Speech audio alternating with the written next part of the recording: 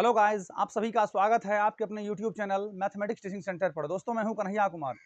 दोस्त ये जो आप मेरे पीछे क्वेश्चन देख रहे हैं ये आपको माध्य माध्यिका बहुलक अर्थात ये चैप्टर आता आपका किसमें, ये टॉपिक सांख्यिकी अर्थात स्टैटिस्टिक्स में, जो कि क्लास 9th के प्रीवियस ईयर का पूछा हुआ क्वेश्चन है। ठीक है ना, जरा इसको हम लोग देखते हैं। इसमें आपको कह रहा है दोस्त कि यदि 40, 18, 22, x, 12, y, 32, z एवं 29, ठीक है ना, का समांतर माध्य 25 हो तो x plus y plus z का मान ज्ञात करें। दोस्त जब इसको हम लोग यहाँ देखें तो एक चीज ध्यान रखिएगा, बगल में लिख देते हैं, ध्यान रखिएगा इसको।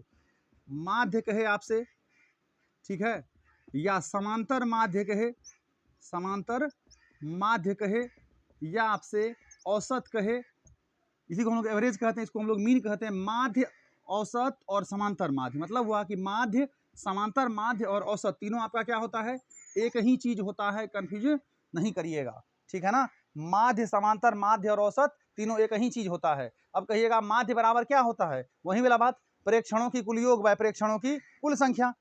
औसत कहेगा आपसे तो वही ना हो गया, राशियों की कुल योग बाय राशियों की कुल संख्या। सेम उसी तरह किसका होगा, समांतर माध्य का होगा। यानी क्लियरली ये पता चला कि माध्य, समांतर माध्य और औसत तीनों आपका एक ही चीज होता है। ठीक है, चलिए अब इस क्वेश्चन को जब देखें, इसमें कह रहा था 40। अब देखिए माध्य जब निकालेंगे, यहाँ लिख देते हैं एक बार, माध्य बराबर, आप माध्य कहिए, समांतर माध्य कहिए या औसत कहिए, तीनों एक ही चीज है।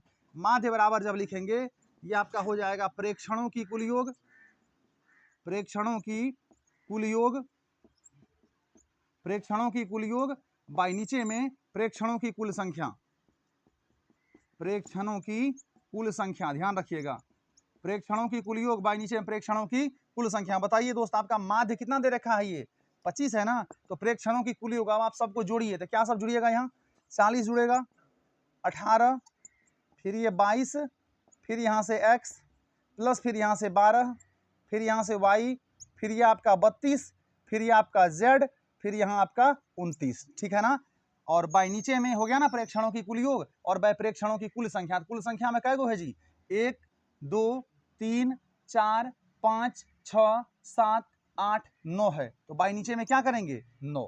यहां तक समझने में कोई दिक्कत नहीं ना।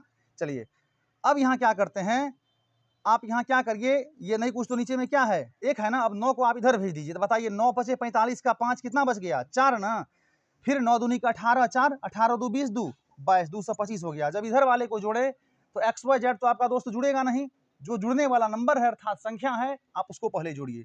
जोड़िए इसको, कितना हो जाएगा यहाँ, 9 2 11, 11 2 13, 13 2 15, 15 8, 15 5 20, 3 23 का 3 हो गया, कितना बच गया, 2 ना।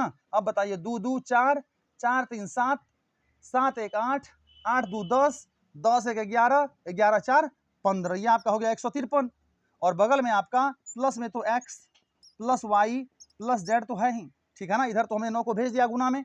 यहां तक समझने में कोई दिक्कत नहीं ना। चलिए जब इधर देखें दोस्त, आपका ये जो 225 तो रहेगा ही, ये जो आपका प्लस 153 था इधर, जब इसको लेफ्ट साइड लेके आएंगे तो माइनस हो जाएगा 153। इधर तो आपका x plus y plus z है ही, ठीक है ना।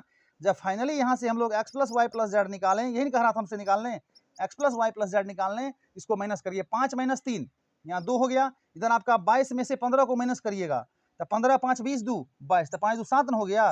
इसका मतलब हुआ दोस्त कि x plus y plus z जो होगा वो कितना होगा, 72 होगा। यहाँ तक समझने में कोई दिक्कत नहीं ना। थैंक यू दोस्त।